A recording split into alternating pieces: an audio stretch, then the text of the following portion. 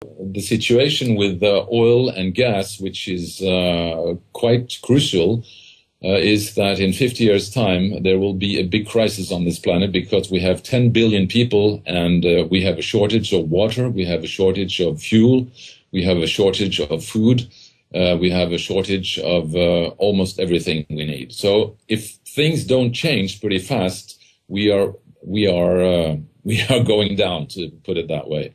So what has this to do with the UFO situation? Of course, the UFO situation, or the fact is that there are civilizations visiting us on a regular basis that have a technology that we don't have. They have learned how to utilize the cosmic energy, which is apparent everywhere. We have research programs on this amongst some of our most advanced researchers who call it zero-point energy or vacuum energy, which is apparent around us. And I have myself witnessed some of the projects that are being going on, which are extremely promising.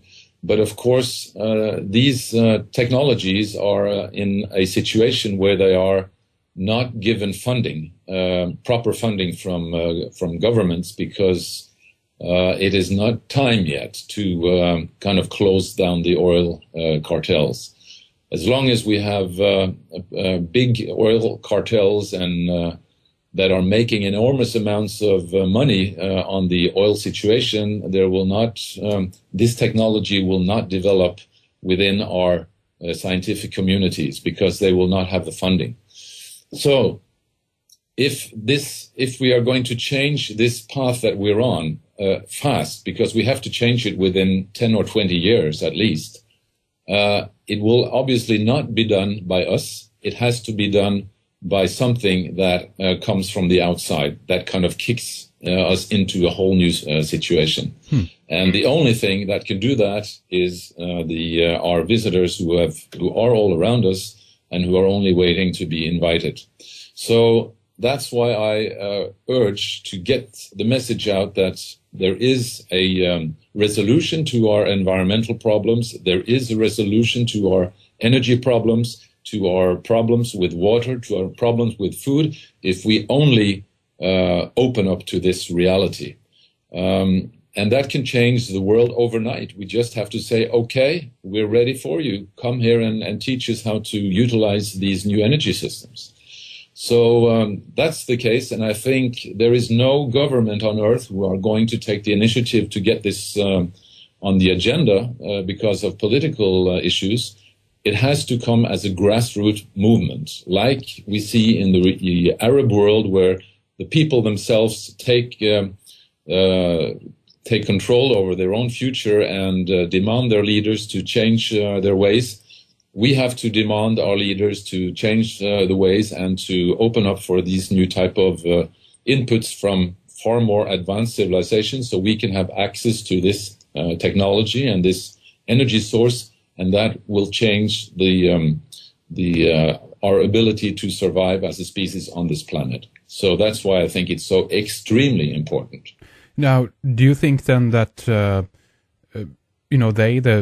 aliens have initiated a contact plan in terms of individuals in order to get this grassroots movement started? Meaning that if people themselves would get access to this energy or the technology to access the free energy, so to speak, that this has been initiated in some way, meaning that because the plan here then must be to bypass the human political system, right? It must be given to a few human beings that potentially are going to spearhead this, or how do you see this being implemented, Terje? Well, that's a very difficult question, and it's a very important question. Because who will be representing the Earth? I mean, we don't have any.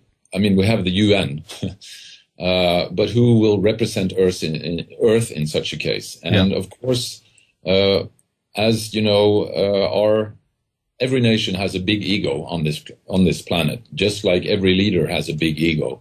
And the first one to get access to this kind of technology will, of course, use it for their own benefit, and maybe also use it for weaponizing themselves. So it's a very difficult question how to handle this. So I don't have that answer. But I would like to take this question also to another level, because we are also part of a spiritual realm. And what I believe is that this planet is, if you look at this from a spiritual side, and of course, myself, as many others, believe that the human body is a vehicle for the soul. I mean, we are not bodies which carry a soul, but we are souls who inhabit a body. I mean, that's what I believe is the actual spiritual concept. And if you see it in that perspective, I believe that this planet is a fantastic playground for souls coming here, inhabiting these human bodies just like avatars, and using this as a fantastic playground to experience all thinkable aspects of being human, and all these fantastic emotional sides that the human architecture has. So I think that there is a great concern about amongst more and more advanced civilizations to not destroy this fantastic playground that the Earth is. I mean, think of all the think of the fauna, think of the enormously amount of species we have, think of the fantastic nature that has developed on this planet for millions and billions of years. I mean, we can't let a human species or human civilizations today destroy this in just like 100 years, like we are doing. You know, that won't happen. And is that why we are being monitored, do you think, as you mentioned before? Obviously. I mean, we know definitely that the UFO way escalated when we exploded the first atomic bomb, because that apparently had an impact far beyond our globe. It had an impact into the cosmos. And I believe that more advanced civilizations said, what the heck are these humans now up to? They are playing with weapons that they don't have any idea of where it's going to take them. So we saw that the UFOs situation escalated back in the late 40s. And of course, there is, in my opinion, a major concern that we are now destroying this fantastic environment, and I don't think they will let it happen, because then, I mean, again, on the spiritual level, we as in souls inhabiting these bodies are, of course, on a spiritual level, their brothers and sisters. They are one of us, actually. And so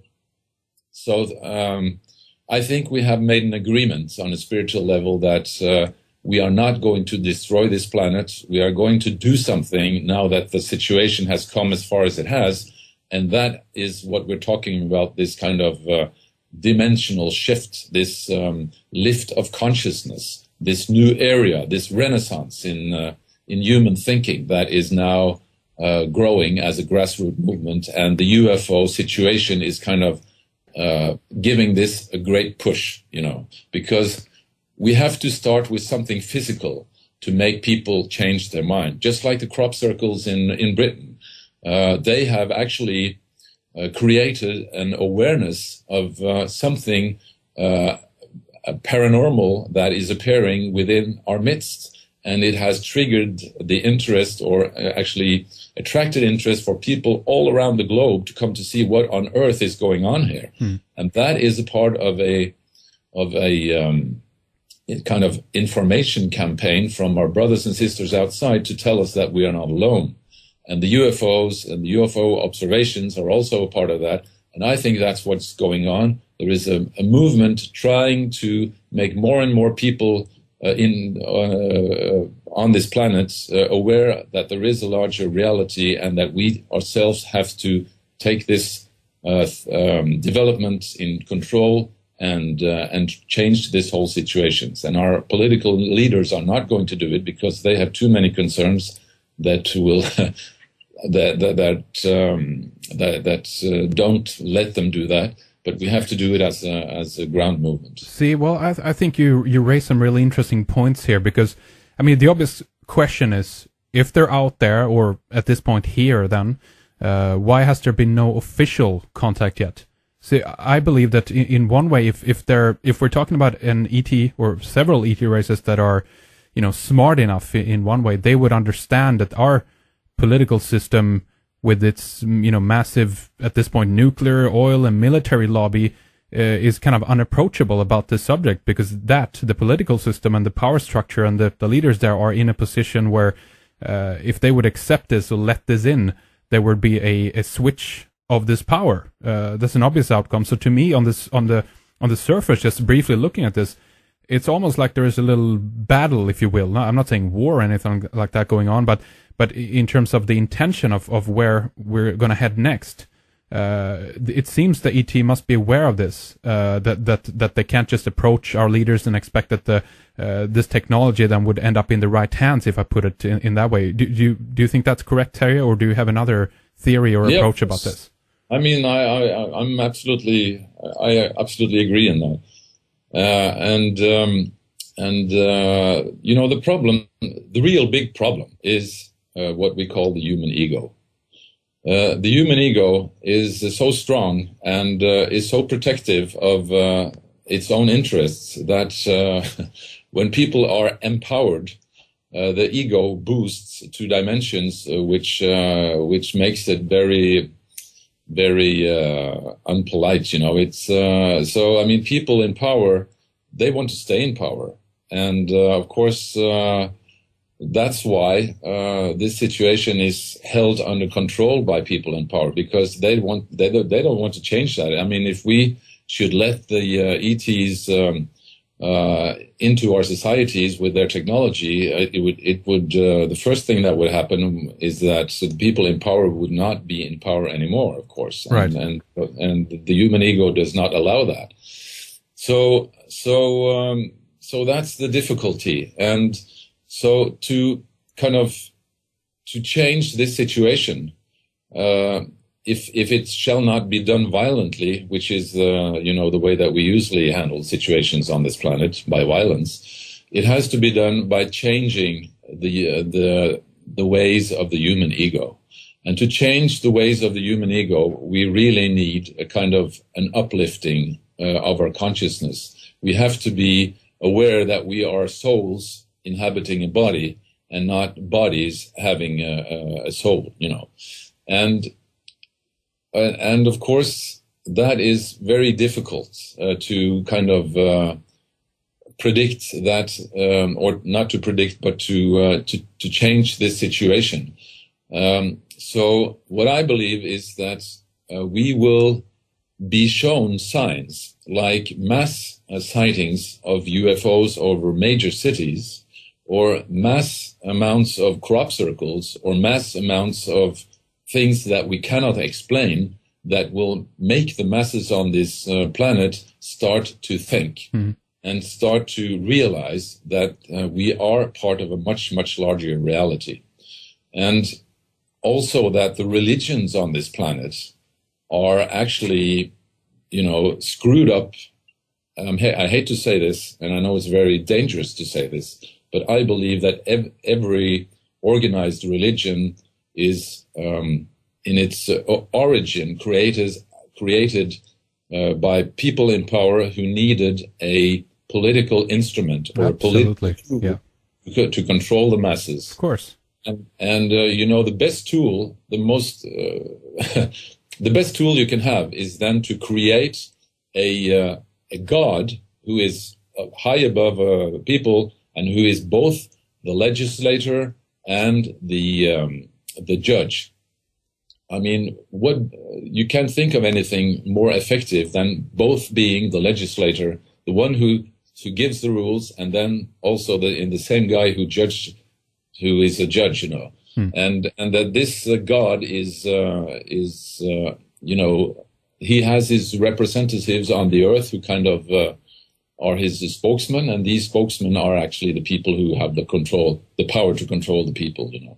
So this all organized religions, in my opinion, have to face that